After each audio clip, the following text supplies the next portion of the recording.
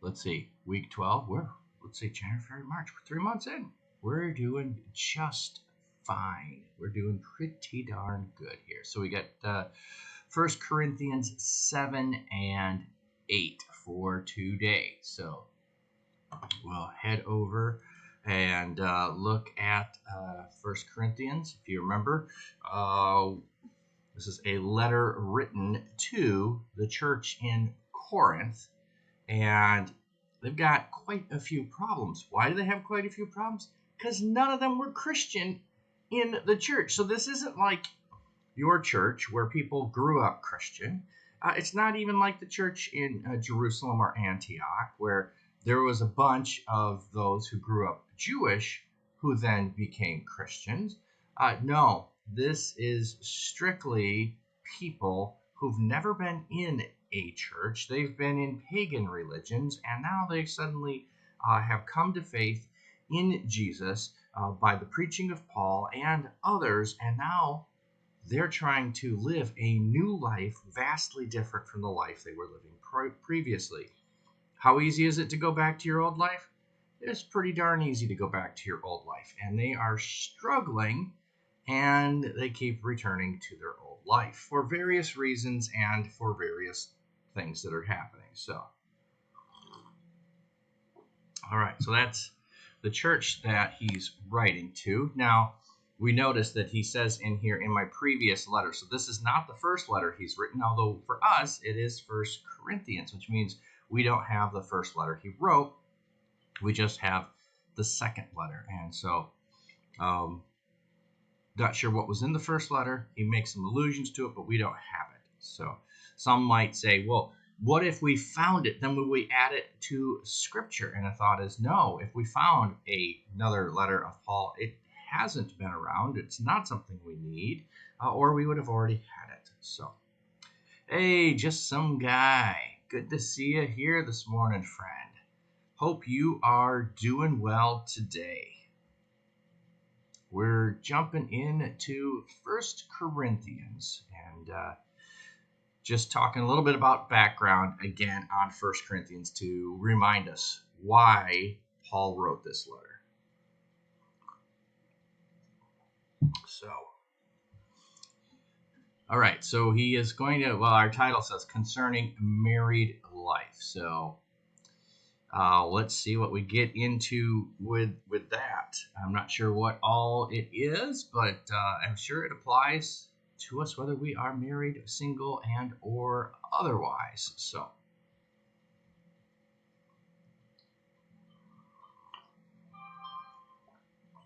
oh, didn't turn my phone off.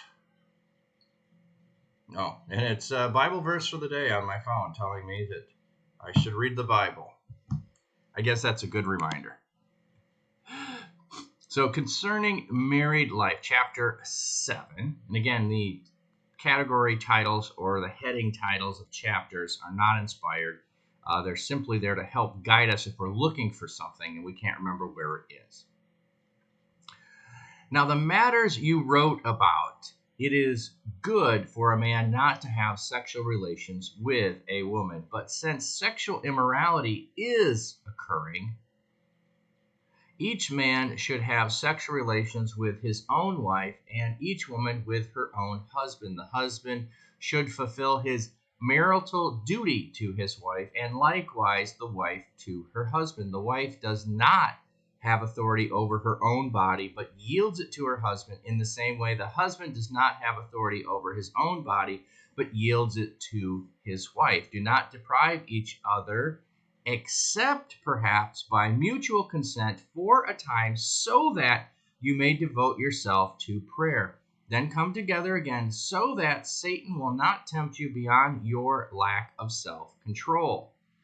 I say this as a concession, not as a command. I wish that all of you were as I, but each of you has your own gift from God. One has this gift, another has that.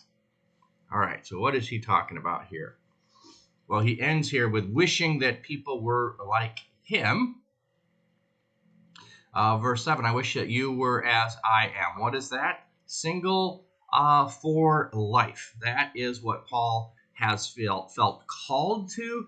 Um, and there are people who would uh, describe themselves as having the gift of chastity. Not one that we think about, not one that we're going around telling people you need the gift of chastity. That means they do not have, nor do they want to pursue a relationship with anyone of any sex whatsoever. They just want to be in relationship with God. He says, I wish everyone was like that. Why?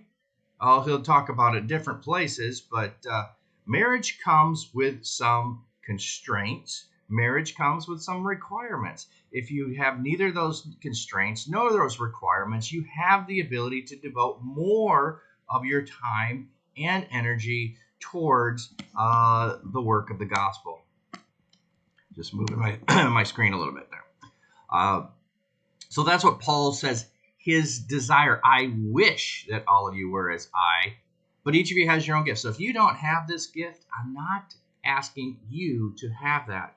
Now, interesting, this is one of the reasons why the Catholic Church has their priests remain celibate, because Paul wishes that. Now, they'll talk about Peter being the first pope, and Peter, interestingly enough, we know right away, one of the very earliest miracles we read, Peter's mother-in-law is healed. So we know Peter is married, but we have traditions based on clergy being celibate so that they can do what Paul asks. And we know in some cases that doesn't turn out for good. Why? Because they didn't have the gift. And so Paul gives an explanation of what you should do when you don't have that gift. You should be in a celibate marital relationship. What's interesting here, I think historically, is we, and I say that as societies and as Christians, we said the wife doesn't have authority over her own body. Therefore, whatever we have said, and we neglect to continue in the same way the husband does not have authority over his own body. We forget, we neglect that part at times, and we only want to emphasize the wife doesn't have authority over her own body. The husband doesn't either. This is mutual in the same way. That is a key phrase that Paul uses to be able to tie things together. And often when he does that, one would be well understood, the other would not be. So that's where Paul is talking about, and clearly whatever was written, and we know there was an instance that he's already addressed with a man sleeping with someone else. I'm trying to remember if it was his mother-in-law. Anyway, whatever it was earlier on, he's already addressed it. Now he's addressing the topic in general about the fidelity of the marriage relationship. I think I've decided that I'm not in a place to pursue marriage because I have enough issues handling myself. I don't think I would be able to be there for someone else like you need to be in a good relationship. Yeah, I think it was mother-in-law too. Yeah, I'd have to go back and look. It's one of those things where it's an icky situation, and yeah, I'm fine with fuzzy details. I don't really want them all, Paul. I'm glad you're addressing it and giving us info to say, hey man, this is just not cool.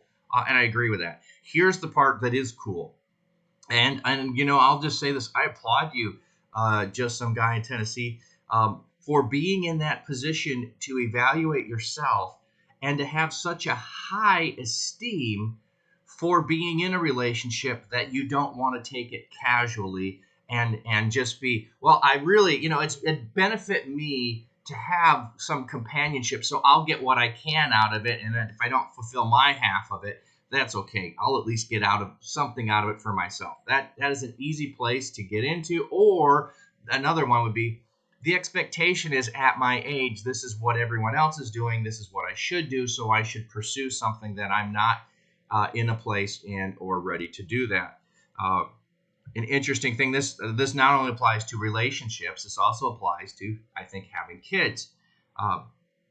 I have some friends that got married and realized they, and this might not be how they said it, but this is how I interpret their thinking. I am too selfish and too self-centered a person to be able to focus on someone more than my spouse and be able to actually spend time and energy with kids. Or I just don't like kids, so why would I have kids? I know it's the expectation. I know my parents want grandkids, whatever the case may be. And so they've done that. Now, I want to go catch these so that's in here because I think that the motivation or the reason is an important aspect. So he talks about the relationship and then being able to say, we are going to have mutual consent for a time that we are going to refrain from having any kind of intimate relationship so that you may devote yourself to prayer. Well, why would you need to devote yourself to prayer? You have a decision to make. You're facing a hard circumstance. So what are you doing? You are taking the time that you would invest in that intimate relationship and you're investing it in a spiritual relationship. So that is a thing that you do for a time. So it might be, we're going to pray for this length of time about this circumstance and situation. And after that is resolved, then we will rejoin back together. Or it could just be, we're going to do this for a period of time to refresh ourselves and devote ourselves to God for a time. So there could be several reasons, but it's so that you can devote yourself to prayer, not so that something else. He says prayer is the reason. And then when you come together, again, why? So that Satan doesn't tempt you beyond your lack of self-control. So don't make this too long that you can't do it. One reason that we emphasize fasting during Lent is because some people don't have the same self-control to be able to give something up for the entire year.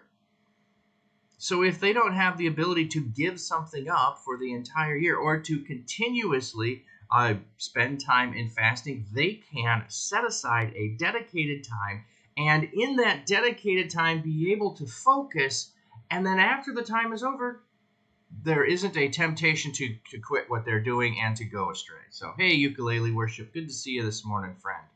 I was waiting and I was gonna show you when you got here or when Alice got here the postcard for my wife. Not the side you wrote, just the postcard side. However, I'm not sure where she placed it, but thanks again. My wife really appreciated the postcard. I'll need to pass that on to Alice as well, and maybe I'll post a photo of it in the Discord. That's probably a good thing that I could do. So thanks again. She appreciated that. And rough night last night. Not sure why entirely. Just difficulty sleeping. Not high pain, but just, I want to say, constant's not the right word, but consistent. There we go. Consistent kind of achy pain. Only thing she has for pain right now is Tylenol, and she's not able to take Advil or Motrin anymore because she only has one kidney, and so she can't have that. So Tylenol is all she has. She tried to take Tylenol PM to sleep. It didn't help. She said she was up till 4 a.m. last night. So difficulties of recovering from surgery regardless of what it is. So not awful, and she's supposed to go back to work next week. So she's beginning to be anxious around returning to work. So, and as you were talking about just some guy, yeah, the ins and outs of being in a relationship and what it takes to spend time and dedicate to the other person. I don't think we fully know and understand, most of us, when we decide to be in a relationship. We think it means one thing, and we're pretty cool with what we think it is, but it might end up being something much more than we bargained for. And I just was recently reminded, I watched another pastor talk through the marriage vows, and they can vary, but the generic ones are for better, for worse, for richer or poorer, for sickness and in health. It's the both ends of the extreme, and we sometimes go, I can handle those. How do you handle the in-between? those are some of the things you have to learn how to do. So, all right. So Paul's talking about marriage, and about the marriage covenant, and about being in a relationship, and being in an intimate relationship with someone. Now he's going to switch topics. So this says, now to the unmarried, but as I click the footnote, it says widowers and widows. So I'm not certain if this is a textual variant, and the textual variant would mean that we have some copies or manuscripts, which would be originals. So when I say copies, I don't want to mislead you into thinking something it doesn't mean. But manuscripts, that's what we call original versions. And you could have an original version from Egypt, an original version from Antioch, an original version from Rome. And we say original because they would have been close to the origin, or as close as we can to the first copy, which we shouldn't say never. We don't have any first edition of anything. So it would have said in some cases perhaps unmarried, others widows, or this is a word that could mean either. And so they've translated it one way, but then given you a footnote to let you know it could be translated the other way. And I want to go with the widowers because I think later he talks about unmarried. And if he's going to talk about unmarried and widows, we might just have the thought that this is only women. But if he says widowers, that's going to be men. So anyway, just giving you that kind of thought as before we read through it. It is good for them to stay unmarried as I do. So remember, he just said he wished everyone would do as he does. But if they cannot control themselves, they should marry. For it is better to marry than to burn with passion. So that's why I said I think widowers make sense. So you have previously been married. Now you're not. Rather than be in a state where you're going to be tempted, he said, I'd love you as a widower to stay unmarried. But if temptation is too great, then be in a relationship and be in a committed relationship and get married. Go that direction. None of this casual stuff. To the married, I give this command, but not I, but the Lord. I love this phrase. Not I, but the Lord. Up here, he says, I wish. Paul has this pattern. Look for it. Look for it. When Paul says, I desire, that means it's his personal preference. Up here, he says, wish.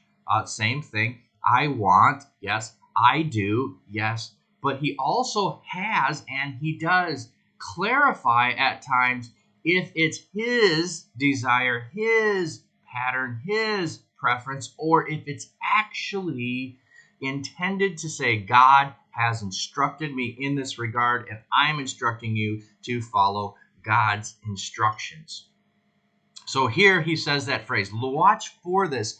The other thing is, when there's an absence of the phrase, not I, but the Lord, then we need to ask the question, is this Paul's preference, or is this Paul giving us a command from the Lord? And we can usually have pretty good clarity from the context of what he's writing and who he's writing to. At times, we still might have disagreement. I might think he's saying this is his preference, and you might say, no, he wrote it, so it's a command. Fair enough, but we both should have grace for each other when we have those disagreements about things Paul says. So I know this is an aside, but I think it's an important aside as we tackle Scripture. I think too many times we are dogmatic about certain passages of Scripture, of the conviction that we have about it, and we have little grace for someone else who has another conviction about it. So that's why I point that out. Just some guy says, like there is a British streamer I watch that has some health issues. She mentioned a number of times how her husband has had to help her with embarrassing and icky stuff in the bathroom. If you can't look at a person and say, I would wipe your butt if they needed, then you should probably rethink getting married. Yes, absolutely. Now, it's also, let me say this, when you're young and getting married, it's just like a lot of things. When you're young, you have the thought that you are willing and able and want to and would do anything. And when it really happens, you don't know if you would. So there's also that. You can have the thought that you would be willing, but until it really happens, you don't always know if you would be willing to do that. I'll tell you this. I always thought I would never clean up bodily fluids whatsoever. No, they grossed me out. They would make me sick to be around. When I worked in restaurants and someone had an issue in the bathroom and you had to go clean up, they'd make me sick. So I thought, oh, this is going to be awful. It's the way it'll be my whole life. I did a chaplaincy in which I worked in the hospital. I saw way, way nastier stuff there. I didn't get sick once.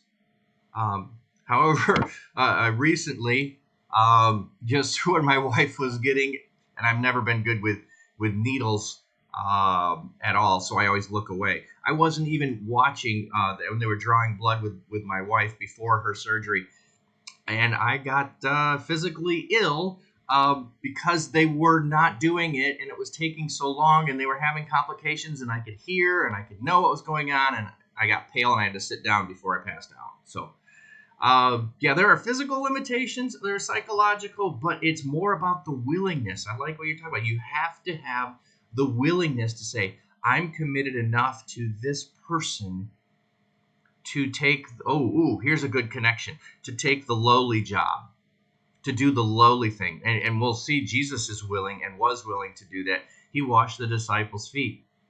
That's the lowest job. Why? Because people walking around in the dirt and animals are using the dirt for a bathroom all over the place on the road. You're walking through that. So you get down, you're going to wash people's feet. Your hands are getting a little dirty. So, all right. But so yeah, all of this relates to, our relationships to other people, how we love them, how we reach out to them, what we do for them. So, okay, so now he says, to the married I command this, not I, but the Lord. A wife must not separate from her husband, but if she does, she must remain unmarried or else be reconciled to her husband, and a husband must not divorce his wife. Okay, so now he's talking about divorce. It says, it is not to happen. It shouldn't happen. However, if it does happen. So this is a fascinating thing in my mind, and it's a common thing, and this really aligns with what Jesus said. He said when he was challenged about why did Moses allow for divorce, he said it's because your hardness of heart. Why did he allow for divorce? Because it is better for the person who is unloved and abused in a circumstance to be out of that circumstance than to remain in it for the letter of the law, because you're not carrying out the spirit of the law. So that's the reason why Moses permitted it. And here he's not giving a reason. He's just saying it shouldn't happen. I don't want it to happen. God doesn't want it to happen. But if it does, you need to remain unmarried or decide that you're going to reconcile after separation.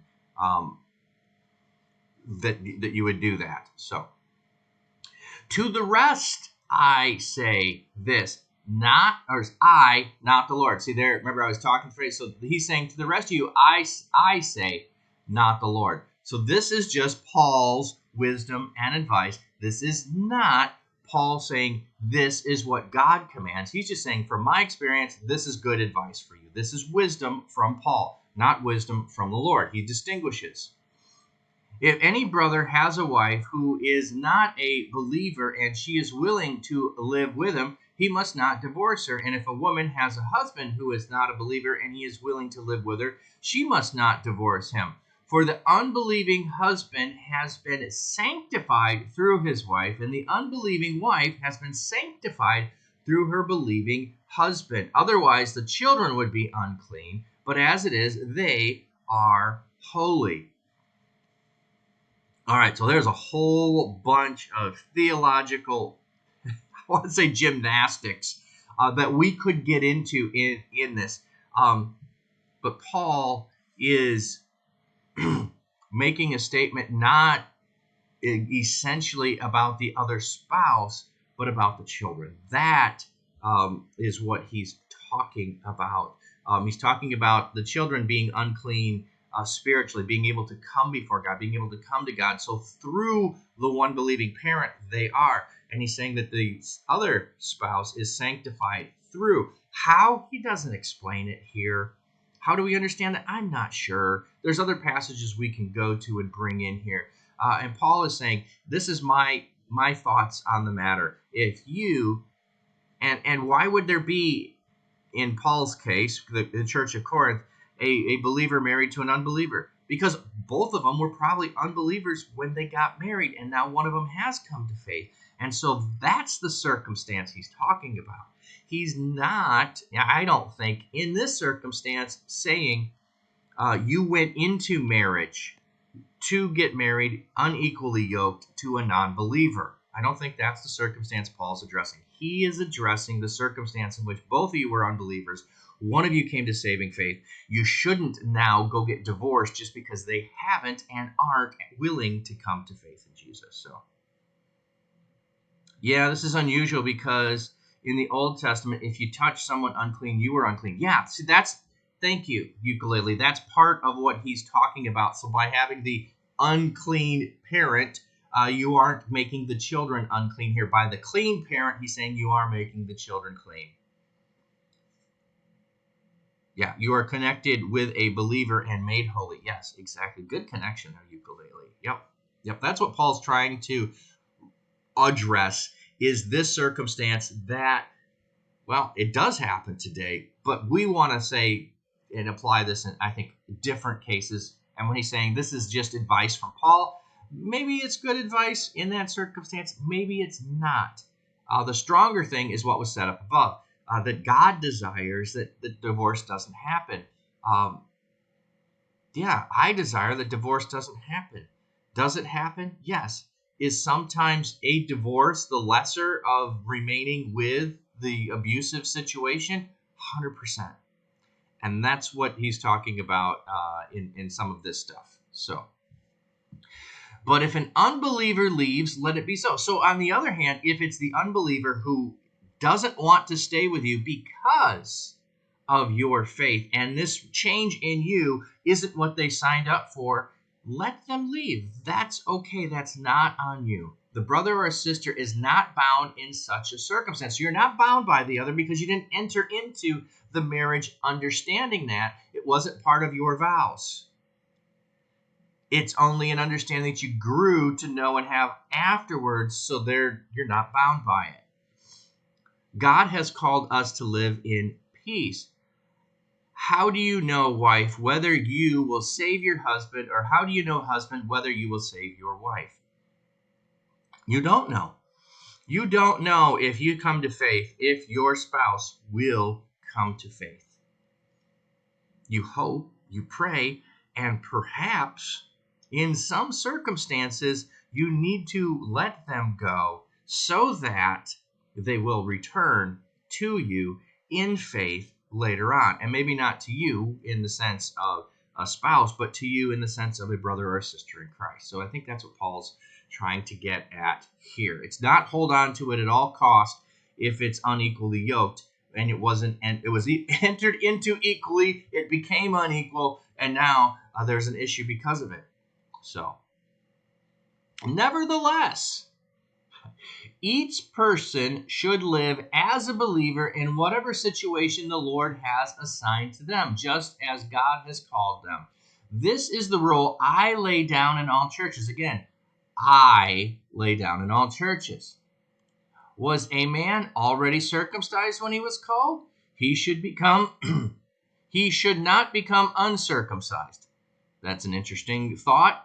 We'll let it sit there. Was a man uncircumcised when he was called? He should not be circumcised. Circumcision is nothing, and uncircumcision is nothing. Keeping God's commands is what counts. Each person should remain in the situation they were when God called them. To that end, here's what Uh, I will add in regards to this circumstance. Um, because we were talking before, Paul was saying, I wish you would all remain celibate as I am. If you weren't celibate when I was called to be a pastor, should I then decide to be celibate later on? No. If I was called to be a pastor and was already married, I should remain in the state that I was. So I put things in priority sometimes. Not that God position changes, but if at times there's a circumstance in which something with the church would cause me to neglect my wife, that's not the thing I should do, regardless of how good it is for the church, how beneficial it is, or if it's expected and is a responsibility. I was called to my wife first before I was called to be a pastor. Is it something that would not be beneficial for my children? I had children first before I was a pastor. So those are priorities that were in I was already in those positions and in those roles before the role of pastor. Therefore, they take precedent.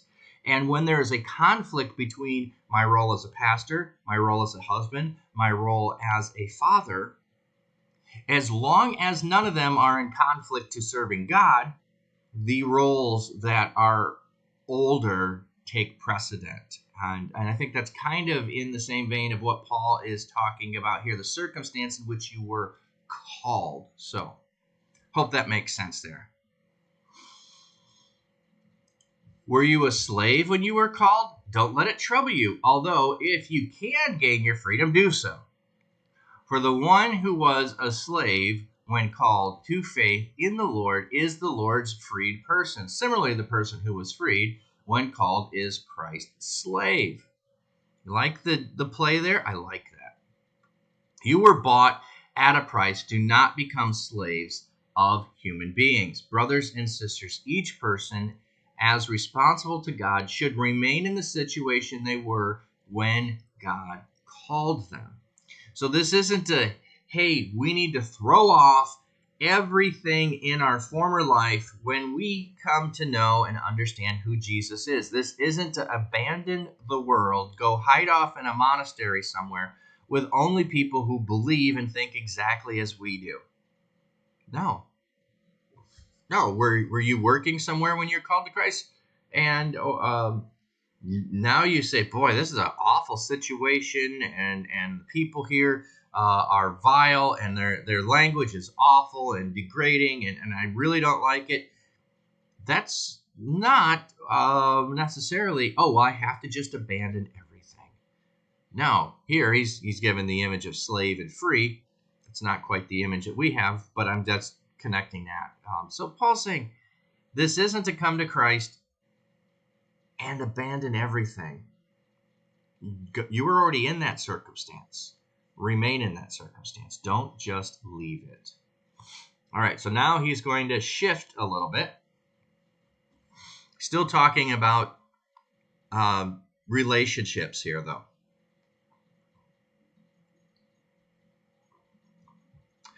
Now, about virgins, I have no command from the Lord. Okay, I've got nothing from God to add to what Scripture already says. But I give a judgment as one who by the Lord's mercy is trustworthy. So I have a judgment that I can give you, and it's wise counsel, because you can tell by my walk that I have some wisdom from God. Because of the persistent crisis, I think that it's good for a man to remain as he is.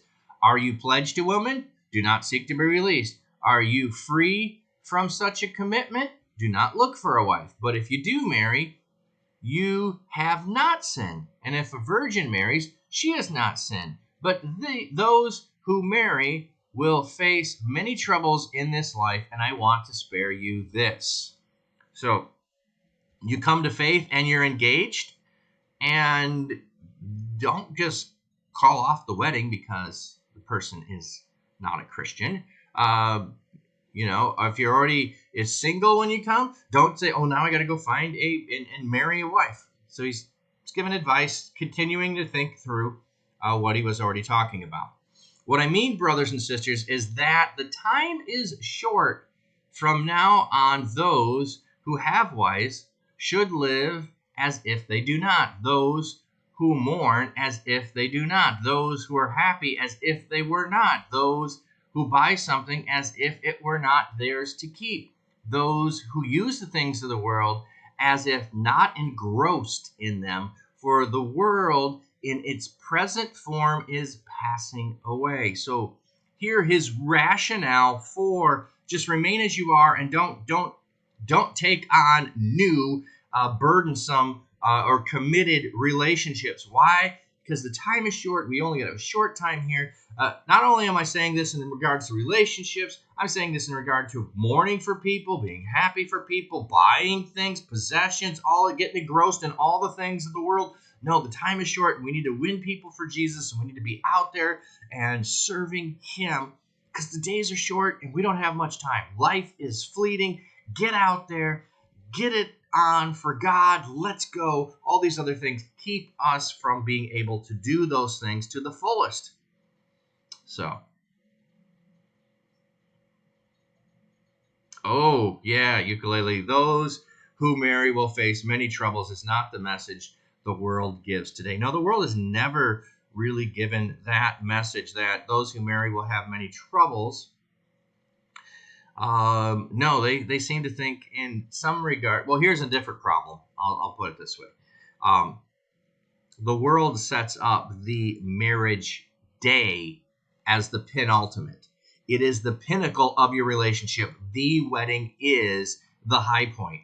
They do paint marriage as burdensome in many regards because they then use it to talk about, well, the mother-in-law. There's so many mother-in-law jokes and about the burdensome nature of that, or about the nagging wife, or about the bum of a husband. So we do have some images of it, but you're right, it's not painted across the board that we're trying to detract and dissuade people of being in marriage. No, we do elevate it, but what we mostly elevate is the ceremony above all else. So, yeah, that's part of my story, if you will. I went through a period where it was you have to have a wife if you're going to be whole. It took me a while, but I finally realized that taking on someone else to myself with my issues wasn't going to fix mine. Oh, that is so good. Just some guy. I am so glad that you have come to that understanding. Too many people get married and think that marriage is going to solve all of their problems. And what they don't realize is it multiplies the problems. I'll just use a silly example in some ways. If you have a lot of debt and you think getting married is going to get rid of your debt problems, you're wrong. How did you get in debt in the first place?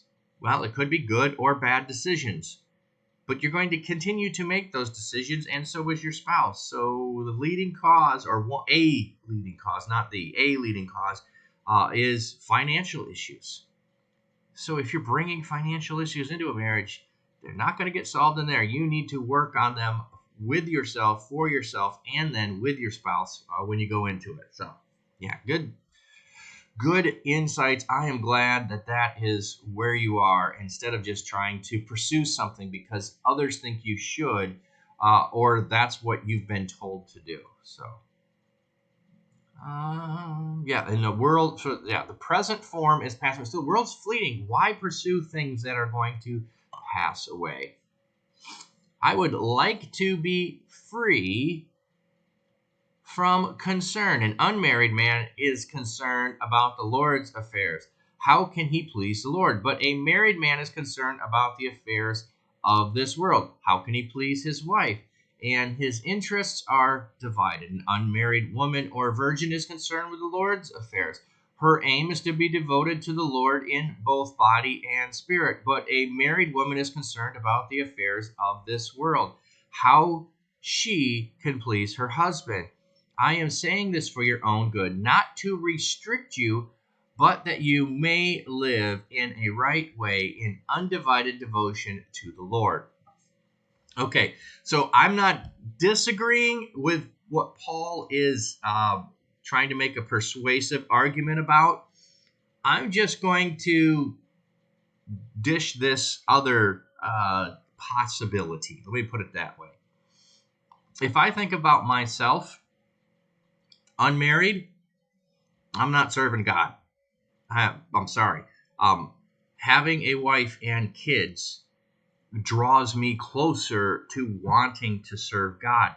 When I was alone and by myself, I was selfish as can be and only concerned about myself. It's only really because I have a wife and kids that I am not selfish and entirely self consumed. If I was not married, I wouldn't be serving God in the way that Paul's describing. Let me put it that way. I would still be divided in my affairs as to, well, I might go, well, I can do this for the Lord on this day of the week, but that day of the week over there, that one is for me, and I'm doing whatever I want, and I'm going to go do these things, and that's my day, and you can't have it. And so I understand Paul's argument, but I'm going to say it doesn't always follow entirely the way he's setting it up. Some of us, yeah, we're just self-centered. I can't think of a word other than stuff I don't want to say on stream. Hooligans. No, that's not a good word. Anyway, we're just self-centered, egotistical, pariah. There we go. That I could say. And yeah, nobody. I always say this. You don't want to know me before I met you. I tell my kids, yeah, you don't want to know who I was before I met your mother. I wasn't the kind of guy I would hang out with now. So, yeah, sometime. Well, this could go back up to what he was talking about earlier. Not entirely, but in a sense, we're saying, and the unrighteous husband and the unrighteous wife is saved through the righteousness of the spouse. That's not the words he used, but I'm just paraphrasing there. So that's a way in which it has. There's a redeeming quality of the one who is a believer that rubs off on the one who's not, or even the other one who is, and brings them closer in alignment to being in a relationship with God. So yes, he has a point, but no, it may not apply every time. If anyone is worried that he may not be acting honorably toward the virgin he is engaged to, and if his passions are too strong and he feels he ought to marry, he should do what he wants.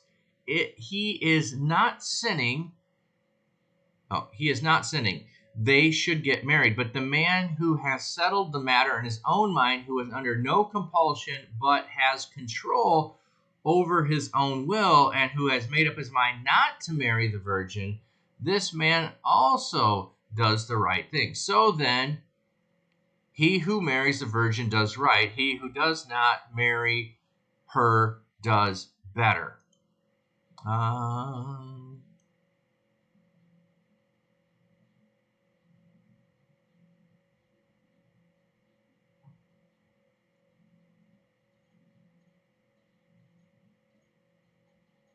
Okay, this is the footnote here is the word virgin here. There's a different way to read this as though this is the daughter and whether he should or shouldn't marry off his daughter versus he's engaged to her. So there's a variant there of how you could read this. But yeah, I think, well, let's see, what was this one? His passions are too strong. If she is getting beyond the usual age of marriage. Oh, okay. So he's talking about if this is the circumstance and you're committed and you believe that marriage is the way to get beyond that, then go for it. And if it's not, then don't. Either way's fine. It's okay to remain unmarried. It's okay to be married. A woman is bound to her husband as long as he lives, but if her husband dies, she is free to marry anyone she wishes, but he must belong to the Lord. In my judgment, she is happier if she stays as she is, and I think that I too have the Spirit of God. So, in other words, he's going back to the widower or the widow. If your spouse dies, you're free to marry. But yeah, I really would think that you would want to stay single at that point and not remarry. So he's come back to that phrase again.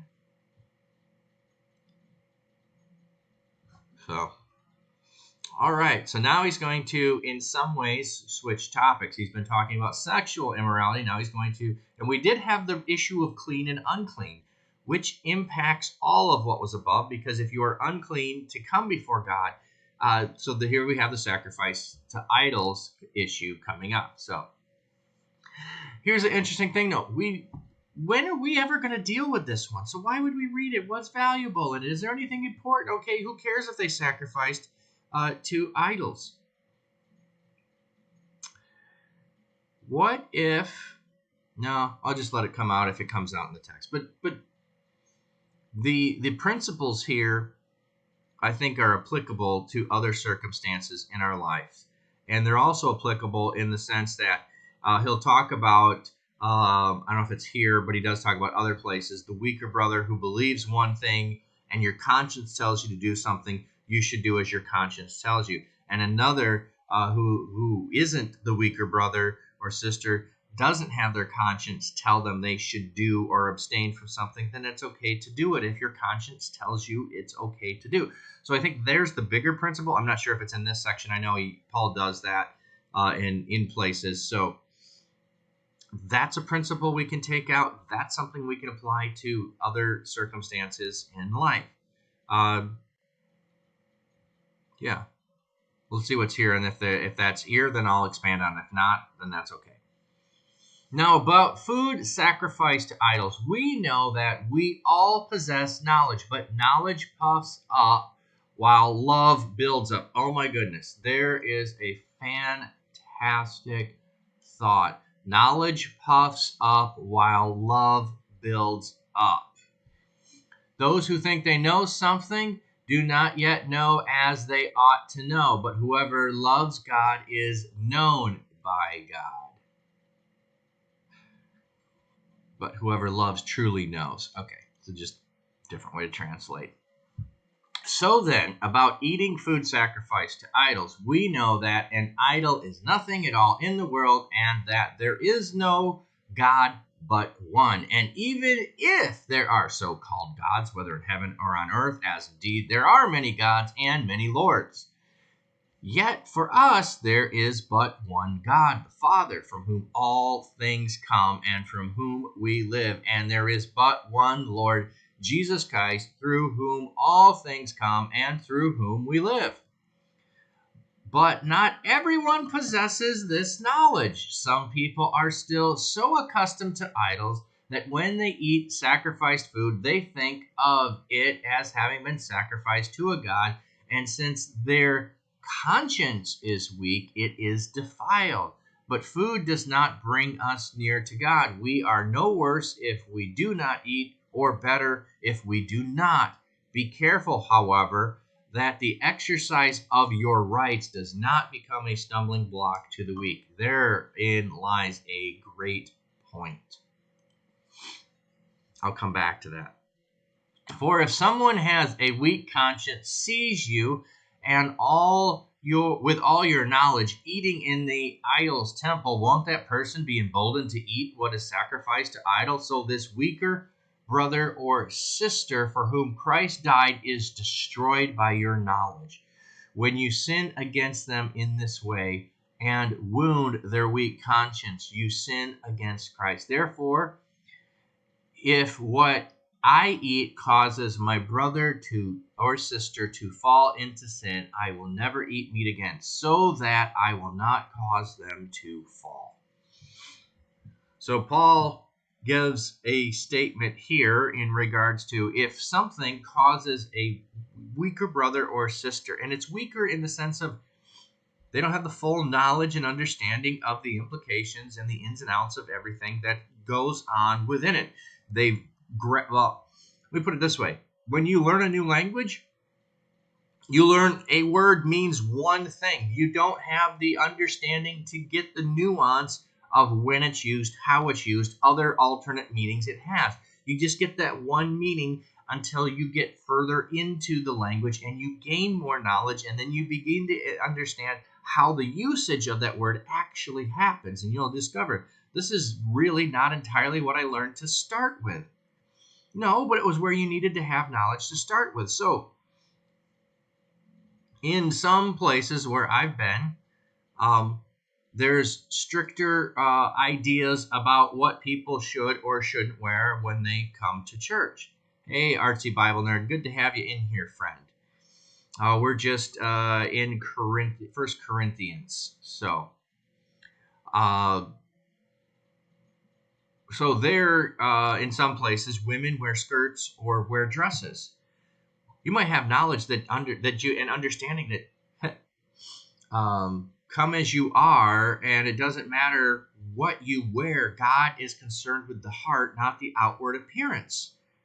But the weaker, newer Christian might not have that knowledge and or understanding, and therefore, when they come and they see you, I'll just say a woman wearing pants, or a guy not wearing a tie, or a guy wearing a hat, and coming to church dressed such a way, or anybody just having flip-flops on. I'll just say that. Anybody coming to church with flip-flops on, they might just be appalled by this. Think, oh my goodness, I can wear whatever I want. Then the next week they're coming and wearing swim trunks or a swimsuit. They just think, well, if it doesn't matter what I wear, I'll just wear anything. And they've gone completely in the other direction, and now your knowledge has and freedoms have impacted that.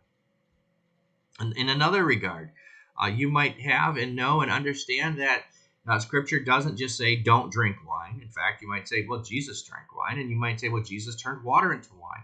And there's no commands against drinking wine. There are commands against being drunk. And you understand that, and you have a difference between that. So then, if you're in a place where people don't fully have that understanding, should you be walking around with a bottle of some alcohol in your possession when you go to parties all the time? Or should you go to the brewery all the time? Or should you park your car at places where, well, what is the understanding of the people around you? I might feel freedom in my community to do that because people in my community have knowledge and understanding that does say, no, having a beer, having a glass of wine is permissible. It's not. It's the being drunk part. We understand. We have the full understanding of what it says. But if I go to another country and people just are going, no, drinking is bad. Bible says don't be drunk. Drinking, therefore drinking is bad. I don't say, well, I have more knowledge, and so let me just grab a Budweiser. Which would never drink, but I'll grab a Budweiser and just show you it's okay. Let me show you and prove to you. It doesn't benefit them, and it doesn't benefit me. So this is what Paul is talking about here, which I think is a great way to think about things. I think too often, I'll put it this way, too often we want a proof text that says, do this, don't do this. We want the 10 commandments, but we want the 1,000,001 commandments. That way we can say, look, I'm not doing any of those things. I'm all covered. I'm good. We would rather that most of the time than to ask the questions around, is this beneficial for me to do? Is this a wise thing to do?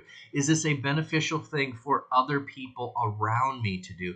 Am I going to become more of a blessing to people, or am I going to become a stumbling block? We don't like that question because we have to, I don't want to say we have to think.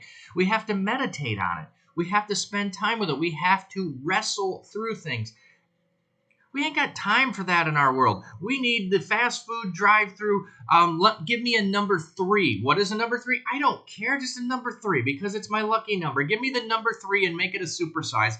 End of discussion. I don't have to think about it. I don't have to do anything. Let me just move forward and my life is fine. We're not good with wrestle with things. We're not good with the gray areas of life. But that's really what we should be doing, is wrestling through, is something wise or beneficial? In my life, it might be. In your life, it might not be. When our daughter called about things a couple of times and said, "Hey, I'm thinking about doing this. What do you think?" And that's where I went. She wasn't happy with me. I said, "Is this a wise thing to do?" No, she wanted the scripture verse that said, "No, don't do that," or "Yes, it's okay to do that." And I went, is it a wise thing to do? Think through this. What would the implications be the rest of your life if you choose to do this? She wasn't happy. She's like trying to convince the others, go, "Hey, you can do what you want, and I know you will. But don't argue with the way I approach things and where I'm coming from, because that's how I've come to this understanding, and you're not going to convince me otherwise. I've thought through, is this wise? I think it's unwise." Well, she didn't do it. The next time she came to one of those things, she didn't call me and ask me because she wanted to do it and didn't want to convince out of it. Now, not the same kind of thing, but yeah. So she thought she'd convince Dad that her thought through on things was going to be good. It didn't. So. Oh, hey, thank you, just some guy. You like my shirt? I like this shirt too. I wish I could find this shirt in a few other colors. So, but